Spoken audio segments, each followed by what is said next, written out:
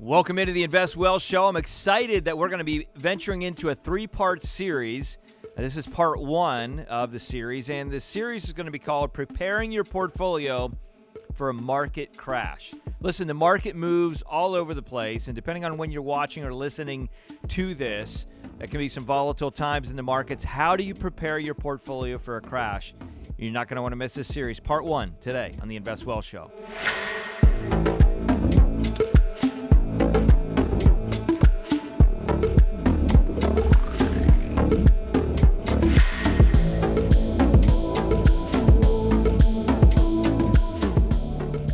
All right, so everybody wants to talk about making money, right? How do you make money? How do you grow your wealth? How do you make money on your money? And it's all exciting. Everybody wants to do that. I get it. But I remember back to what Warren Buffett said. You know, he often said, rule number one, if you know his philosophy, is don't lose money. That's right. And rule number two is see rule number one. So at the end of the day, one of the greatest things that you can do along your investment journey is not lose a bunch of money. Now, as you invest in markets, as you invest in real estate, as you invest in private equity, as you invest in, maybe annuity structures, as you invest in other types of investments, depending on the way the investment or product is set up and works, you can have ebbs and flows. You can have ups and downs. You can make money and you can have some losses. That is a natural process of investing. And I think sometimes people can get themselves into a place where they can cause kind of knee-jerk reactions when markets pull back or repress. But the answer isn't always just to ride it out. And that's why I wanted to do this three-part series. So part one today is understanding your risk. You got to understand your risk. And that's, I think, one of the most crucial pieces of preparing your portfolio for a crash. And by the way, they will happen. There's a lot of sentiment, a lot of conversation, a lot of analysts out there that are talking about, well, the markets could do this and the markets could do that. But crashes will occur. I remember on the 6 years where I commentated nationally, right, for CNBC. I was on Squawk Box a fair amount and Fox Business and Bloomberg and wrote for the Wall Street Journal and all these other organizations. And one of the things that people often did not really want to discuss is the market crashing or what that looks like, because that's kind of negative and it's fearful. They want to talk about the next best opportunity. Here's that next best Amazon stock where you're going to make thousands of % return and it's going to be amazing.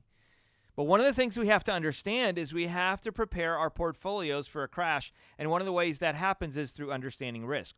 We got to know that in any given period of time, if you look historically back at the markets, I've done a lot of research and study around demographic investing and how that affects economies, how the demographics affect markets overall. Well, what does that mean? We're talking about, the baby boomer generation and Gen X and Gen Z and Y and A and B and C, D, E, F, G, all these generations, right? And how does it affect things? Well, we think of the boomer generation and we think about that season or period of time between 1982 basically until 2000, one of the hottest periods on the market overall. Why? Well, because that generation was starting to make more money than any generation in history, and they were investing that money into investments in the market. Why? Well, because pension plans had gone away. So 401k plans were on the rise, and 403b plans and profit sharing, and all of these opportunities as different ways to prepare for retirement.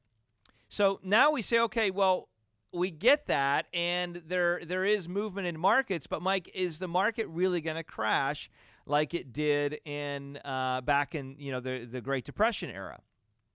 Well, no one fully knows the answer to that. What we do know is I'm recording this in 2022, January 2022. We know that there has been a tremendous amount of money that has been infused into the markets through the Fed's monetary policy. We know that for sure. We also know that in a 10-year period of time, sometimes 15 years, but typically a 10-year period of time, we're going to see 2 to 3 years potentially where the markets are going to pull back or go down. And if you take a look at, as an example, the year 2000 versus 2010, You're going to see this chart on the screen, the year 2000 versus 2010. If you're listening to this via podcast, obviously you might be looking out the windshield or you're looking at your neighbor on the treadmill as you're running. I don't know. But if you're watching this on video at investwellshow.com or on YouTube, you're going to see the chart on the screen, which shows the year 2000 to 2010. And in that period of time, it was often referenced as the lost decade. Well, what happened during that period? Well, you know, we were kind of at the tail end of the tech bubble that burst in the end of the 90s, right? And then we ended up having the market started to come down already. And then we had 9/11. The market continued to come down.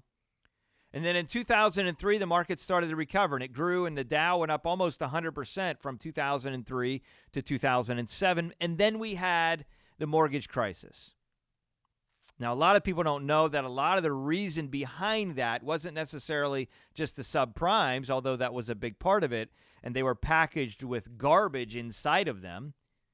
And a lot of that packaging came from actually the city of London. Many of you don't even know that there's London and then the city of London. The city of London is actually a small area inside of London that literally has zero regulations and anything goes. Well, a lot of the investment deals in the subprime space that went south were packaged by crap, for lack of a better word, to be nice, coming from investments and deals there. So at the end of the day, we saw overall the economies, the markets crashed. They went down, and they dropped pretty significantly. And that affected many of you in your 2008 portfolios. You're listening to this. Now you say, okay, well, Mike, what does that have to do with the overall market? Well, in that 10-year period of time, the last decade from 2000 to 2010, essentially what happened is even though the markets had many of the years, 7 out of those 10 years, the market was actually up.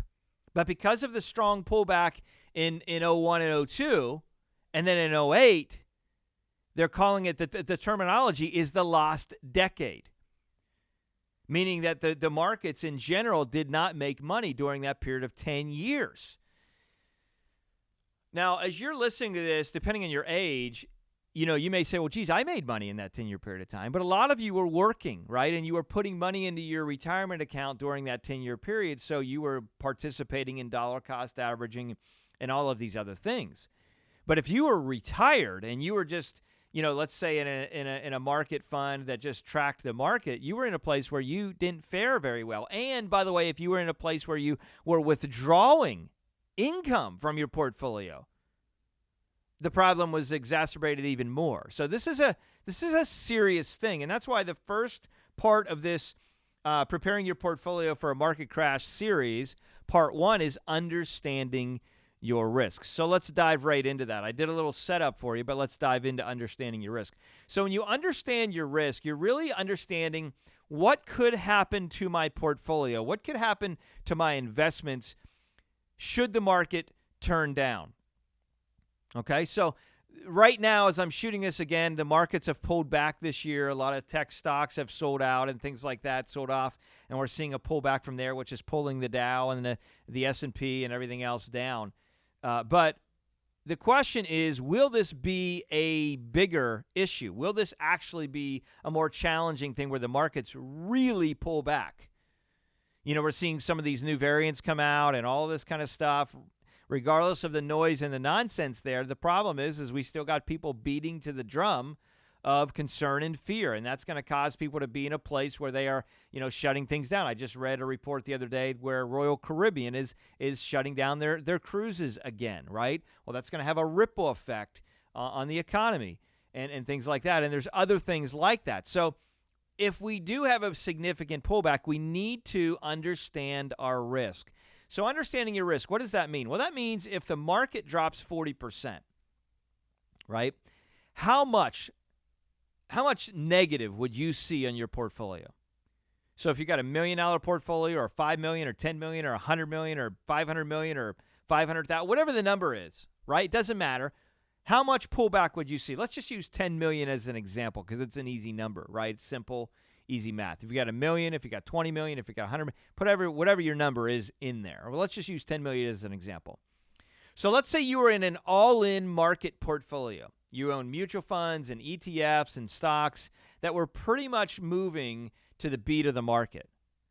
Well, if the market pulls back or drops 40 or 50%, and your portfolio is pretty close into that line as far as the negative, on a $10 million portfolio, you could literally, at 40%, if you think about this, you could lose $4 million. Now, you might say, well, yeah, but that's only if I sold, Mike. If I just hang in there and I ride it out and I'm okay, then it'll come back. Well, that's true. But I think we live in a time today that's different than we did before. We have more debt than we ever did before. We have a government that's out of control. We have monetary policy that just doesn't make any sense in relation to being business friendly. We have political risk in ways that we've never had before. We have all kinds of risks that we literally didn't have 15 years ago. So we have to think about that differently. That's why you must understand your risk.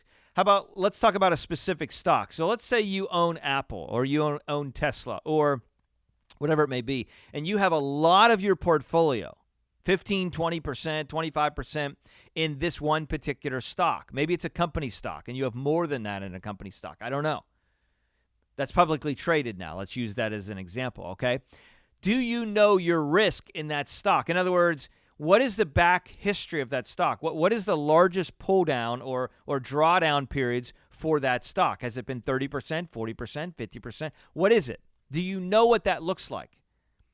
Now, oftentimes when you understand risk, you need to understand the multiple risks that you're facing. And again, in this part 1 series, we want to talk about several of those risks. The first one is market risk. The second one is liquidity risk. Third one is business risk. Another one is political risk. Another one is currency risk. These are all different types of risks that need to be uncovered and discovered in your portfolio to say, okay, how are these things affecting my current investments? So important. So when you start to understand some of those risks and you start to understand how that could affect your investments, what happens is you've created a level of education, you've created a level of knowledge, and as you get that knowledge, what happens is your confidence actually goes up. You don't want to lose 40% or 50% in your portfolio or 30% or you don't want to lose anything, quite honestly. But as long as you know what the risk potentially could be, now your confidence goes up. Why does it go up? Not because you want to lose money, but because you know what your risk is. You know what you stand to lose. You know in advance. And now if you're not comfortable with that, now it's up to you to make some changes, to reposition, to think differently, to change the way you may invest. And that's so important. So again, the idea here is understanding your risk. Do you know your risk in your portfolio? You need to know that. You got to know what that risk looks like. Listen, if you're not subscribed to the show, I'm going to challenge you, whether it be on YouTube or go, if you're listening to this via podcast, to investwellshow.com. There's ways you can reach out to us, get thoughts and ideas. Always a great place to go to learn more. But this is part 1, understanding your risk. Don't miss the next segment, will be part 2. We're going to talk about another issue that you need to think about and kind of deal with in relation to preparing your portfolio for a market crash. As always, we appreciate your taking time to listen and dial in. Listen, share this with someone that needs to hear it. People are so worried right now when it comes to their finances, and these are simple terminologies and simple things that we want to be laying out to you. And in this 3-part series, we're going to give you a simple plan to really think about how you can protect your risk and then some ideas of what you can do to kind of reshift what you're doing and where you're going. Thanks for tuning into the Invest Well Show. Listen, as always, my desire is for you to live on purpose so you can live with purpose. Be blessed. Until next time, see you soon.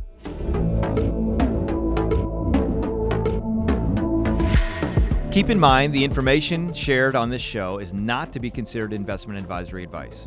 For specific recommendations based on your situation, make sure you reach out to a professional, whether it be financial, accounting, tax, attorney, or whatever you may need to help you find the information necessary to make good decisions.